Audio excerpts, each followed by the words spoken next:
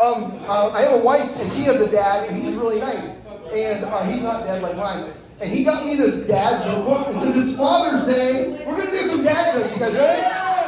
Okay. This is from my father-in-law, who I love dearly.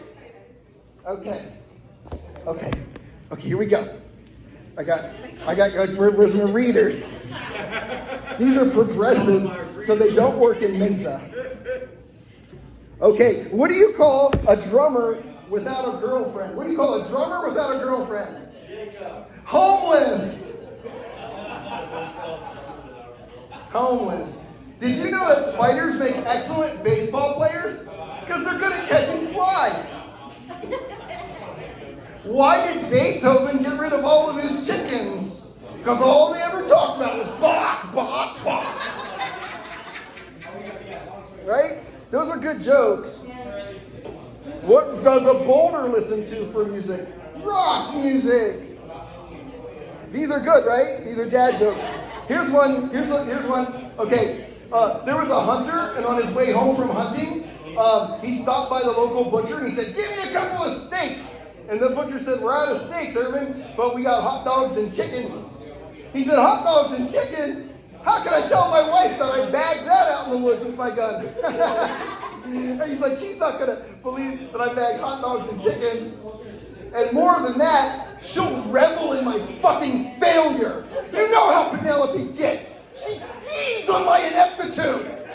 If you ever stared into her eyes, it's like gazing into a mirror that only reflects my insecurities and disappointment, but at 10 times magnification. I eat steaks to spare myself the anguish of hearing her condescending laughter." The butcher said, "Well, what do you think she's going to think when you bring home steaks that clearly came from a cow? You expect her to believe you successfully shot a wild cow out in the forest? Which would be illegal to hunt if it existed, which it doesn't.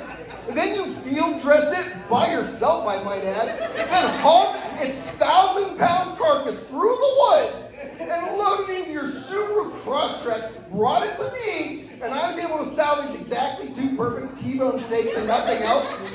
The butcher said to the hunter, "Irv, I've known you for 20 years, and I've never seen your confidence this shattered. What you need to do is march back into that forest while there's still daylight left, track down and slay a big-ass buck, and then bring home something that makes Penelope proud to be your wife.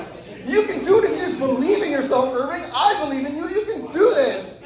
And so Irving, is now brimming with unearned confidence, and he sped out of the parking lot towards the mountains and the forest. And the butcher closed up shop and drove directly to Irving's house and banged his wife. The butcher and Penelope made love for hours while taunting Irving, who, by the way, got hopelessly lost in the woods and died of hypothermia. He was found frozen with the barrel of his rifle in his mouth and his pants soaked in his own urine. He was too scared to pull the trigger. That one's weird. Here's the one after it, though. What do bowling pins do when they get mad? They go on strike. This book is weird, though. Hey, it's just dad jokes. It's just normal dad jokes, you know? Bro. I'm gonna end on that. My name's Christopher Royer. Happy Father's Day.